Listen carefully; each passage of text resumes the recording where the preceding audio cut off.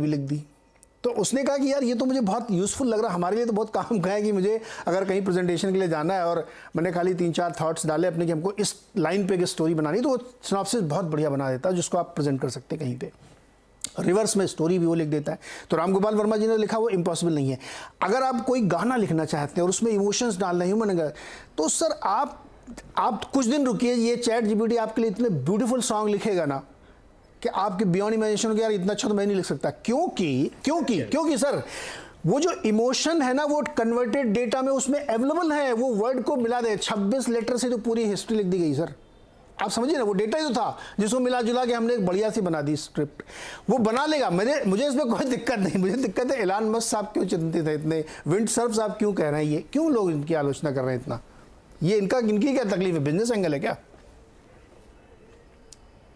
जी राजा जी। हाँ, कुछ मैं लास्ट वर्ड मुझे मिस, एलोन मस्क वाली बात मुझे मिस हुआ है, क्या बोल रहे थे आप? एलन मस्क जी तो बहुत परेशान है, वो कह रहे हैं ये बहुत ही खतरनाक चीज बन रही है। वो क्यों परेशान है इतना? खतरनाक चीज तो सर देखिए, आपको अगर मैं पहले फोन नंबर याद रखता था, फोन कॉन्टैक्ट्स आने के बाद मैं फोन नंबर याद करना भूल गया। उसमें क्या बुराई है? मेरा बच्चे को मैंने बोला, मेरा 9 साल का लड़का, मैंने उसको फोकस करने के लिए बोला हैंड राइटिंग में, वो बोलता है पापा बड़े होके टाइप करना है, मैं हैंड राइटिंग क्यों प्रैक्टिस करूं? मैं सही या गलत उस रास्ते पे मैं नहीं जा रहा हूं। अभी वही एलन मस्क, आपको देखिए, आप कुछ टाइप कर रहे हो, प्रॉम्प्ट कर रहे हो, आपको आंसर मिल रहा है, उससे आपको जलन हो रही है या तो उससे आपको दिक्कत लग रहा है, आप तो सेल्फ ड्राइविंग कार इनोवेट करके रखे हो भाई। एलन मस्क भाई साहब ने तो सेल्फ ड्राइविंग कार, उससे तो ज्यादा डेंजर है कि नहीं? आप आज की तारीख में आप सिरी यूज कर रहे हो, गूगल यूज कर रहे हो, कोटाना यूज कर रहे हो, आपके माइक छोड़ दिए, आप अपनी बीवी से क्या बात कर रहे हो, शाम में रेस्टोरेंट जाने का क्या बात कर रहे हो, उस हिसाब से आपको ऐड आ रहा है जो आपको दिख नहीं रहा है। So it is not the threat. अभी थ्रेट लगता है क्योंकि उसको एक फाइन ट्यून किया नहीं गया है, उसको बॉर्डर या उसका फ्रेमवर्क प्रॉपरली नहीं किया हुआ है। It is not yet fine tune. जैसे आप बता रहे हो, शायद 6 महीने के बाद उसको एक तरीके से, जैसे वो फाइन ट्यून या वो बेटर होते जाएगा, आपको गाइडलाइंस आएंगे, उसको सेट करने में प्रायोरिटीज आएंगे, पैरामीटर्स बन जाएंगे, वो भी बनेंगे। But the point is how you want to utilize. मैं आज यूएस जाना है या दिल्ली आना है मुझे हैदराबाद से, 2 घंटे में मैं फ्लाइट पकड़ के आता हूं। अभी आप बोलोगे सर आप फ्लाइट लेके वो किसी को मार डालोगे, या अभी थ्रेट की बात करें सर, आज कार निकाल के मैं रोड पे जाता हूं, एक्सीडेंट होने का थ्रेट रहता है। इसकी वजह नो सर, नहीं पंथम सर, डिबेट हम लोगों की दूसरी तरफ जा रही है। जॉब लॉसेस होंगी या किसी का काम बदल जाएगा, कंप्यूटर आने से लोगों को बहुत डर लग रहा था, ये मैं बिल्कुल आपके साथ इसको तो मानता ही नहीं हूँ, ये तो सब बेकार की बहस होती है। जॉब रिप्लेसमेंट होगा, मैं तो कह रहा हूँ वकीलों की नौकरी जाएगी। आप IBM का वाटसन यूज़ करिए ना, अभी देखिएगा कैसे वहाँ पे आते हैं, आप सारे प्रोज एंड कॉन्स डालेंगे, वो आपको सोल्यूशन बता देगा किस आधार पर केस लड़ना। और अभी एक केस लड़ा गया है, बिल्कुल एक केस अभी आप लोगों ने पढ़ा होगा खबर कि वो केस इसी AI के थ्रू लड़ा गया है, आदमी ने नहीं लड़ा। डॉक्टर्स के लिए भी चिंता हो सकती है, आपको जुकाम है, आपने अपनी सारी क्वेरीज उसमें डाल दी, उसने आपको प्रिस्क्रिप्शन बता दिया कि आपको ये दवा खानी है, वो नियर परफेक्शन होगी, डॉक्टर्स वेरीफाई करा लेना, कुछ समय बाद वो एकदम लगेगा हाँ यही खानी है मुझको। उस पर मुझे डर चिंता नहीं, वो तो होगा ही, क्योंकि आप टेक्नोलॉजी के एवोल्यूशन को रोक नहीं सकते हैं। लेकिन प्रोफेसर साहब, प्रॉब्लम कहाँ आ रही? जब आपका पूरा data, personal data, security data publicly available है, एनीबडी कैन यूज दैट। वहां पे शायद एलन मस्क कह रहे होंगे या विंडसर्फ कह रहे होंगे या कोई और कह रहा होगा कि साहब ये जो डेटा का इतना ज़्यादा इस्तेमाल है ना, यू कैन यूज एनीथिंग। आप किसी के लिए भी थ्रेट हो सकते हैं, कंट्री के लिए थ्रेट हो सकता है, सिस्टम के लिए थ्रेट हो सकता है, सोसाइटीज़ के लिए थ्रेट हो सकता है। आप सुनते हो ना व्हाट्सएप यूनिवर्सिटी चल रही है, व्हाट्सएप यूनिवर्सिटी ज्ञान बहुत ऑथेंटिक है क्या प्रोफेसर साहब?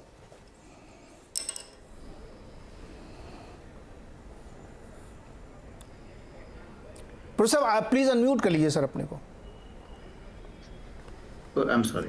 Yeah. So I think this problem is definitely there. जो ये सब टूल्स है ना, अपना एफिशिएंसी बढ़ रहा है। अगर मैं एक राइटर हूँ तो मैं चैट जीपीटी से इनिशियल डाटा प्रिपेयर करूंगा और उसके आगे मैं इंप्रूव कर सकता हूँ। अगर मैं पोएट हूँ, I can even make chat GPT, right now it can do everything very well. वो इंग्लिश में कर रहे हैं, लेकिन आगे आगे वो हिंदी सारा लैंग्वेजेस में आ ही जाएगा, उसका इतना प्रॉब्लम नहीं। तो तो I think slowly it will become the first tool that you go to. एक पहला ड्राफ्ट उससे बनेगा, उसके आगे आपका एफिशिएंसी आपका क्रिएटिव टैलेंट को लेके उसको इम्प्रूव कर सकते हैं। तो सॉफ्टवेयर इंजीनियर्स का भी, उनका भी एफिशिएंसी बढ़ेगा। जब एफिशिएंसी बढ़ता है तो इधर आप दो तरीके से देख सकते हैं। अगर आप टोटल नंबर ऑफ लोग सेम ही है तो सबका एफिशिएंसी अभी बढ़ा है तो वर्क आउटपुट ज्यादा बढ़ेगा। नहीं तो अगर आपको इतना ही अचीव करना है तो आप कुछ लोगों को निकाल के जो लोग हैं उनसे ही वो काम करवा सकते हैं। तो दोनों पॉसिबिलिटीज हो सकता है, बट प्राइवेसी का तो प्रॉब्लम है ही है। उधर गवर्नमेंट का रोल बहुत इंपॉर्टेंट है, वो प्राइवेसी लॉस का क्या होगा, क्योंकि जो भी इंफॉर्मेशन ओपन डोमेन में है, फेसबुक में, ट्विटर में है, और वो सब चैट जीपीटी के पास अगर ये एआई टूल्स के पास पहुंचेगा तो उसको एनालाइज करके एक सारा इंफॉर्मेशन वो प्रोवाइड कर पाएगा किसी को भी चाहिए। तो I think these are the dangers that are there. But right now I think the jobs का बहुत सारा डिस्कशन चल रहे हैं, और I personally think that like everybody is saying जो भी रूटीन जॉब्स है वो सब चले जाएगा। और even as the AI tools जैसे एडवांस होते जाएंगे, जो भी जॉब्स में लेस क्रिएटिविटी है वो भी चले जाएगा, और स्लोली वो बार इंक्रीज होते जाएगा ह्यूमंस के लिए।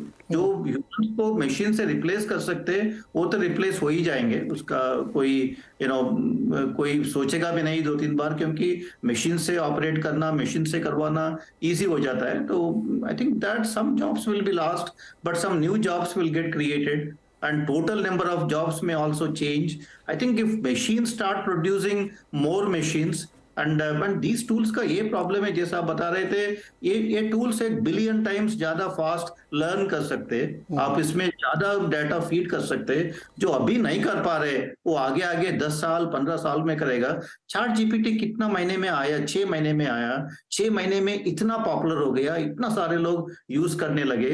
इमेजिन चैट जीपीटी 5 साल के बाद क्या हो सकता है। इमेजिन ये सब ड्राइंग टूल्स जो भी यूज कर रहे हैं 5 साल के बाद क्या हो सकता है। तो आई थिंक जैसे जैसे ज्यादा डाटा फीड करते जाएगा उनका कैपेबिलिटीज भी बढ़ते जाएंगे। तो आई थिंक इंडिया में बहुत सारा जॉब्स था, मेडिकल ट्रांसक्रिप्शन जॉब्स था, वो सब चला गया। जैसा कंप्यूटर्स में डायरेक्टली डिक्टेट करना चालू हो गया, जैसा कंप्यूटर्स वो वॉइस को लेके टेक्स्ट में कन्वर्ट करने में एफिशिएंट हो गया, तो सारा मेडिकल ट्रांसक्रिप्शन जॉब्स चला गया। जैसा एआई टूल्स, अलेक्सा, सिरी, इवन कॉल सेंटर जॉब्स आगे चले जाएगा। उसके बाद सॉफ्टवेयर, जो रूटीन सॉफ्टवेयर कोड्स लिख रहे उनका जॉब्स चले जाएगा। I think this is a process. We are continuing as these tools get continuously updated or upgraded. I think there will be a set of people who will lose their jobs, but they need to be retrained, reskilled, to find other jobs, and that is how it will be. I think the future is all what we decided to be.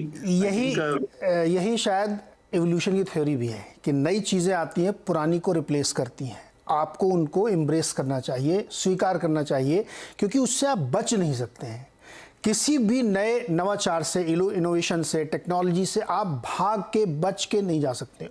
कैसे उसको अच्छे बेहतर use में ला सकें, जैसे इससे बहुत productivity बढ़ेगी, इसमें तो कोई डाउट ही नहीं है, अनबिलीवेबल मैसिव है ये। लेकिन उसको कैसे आप अपने फ़ायदे में ला सकते हैं। मैं वो भी नहीं चाहूँगा कि एक दिन ऐसा है कि मशीनें आपको डायरेक्ट करने लगे। आप मशीनों को डायरेक्ट करें क्योंकि आपने उसको इन्वेंट किया है।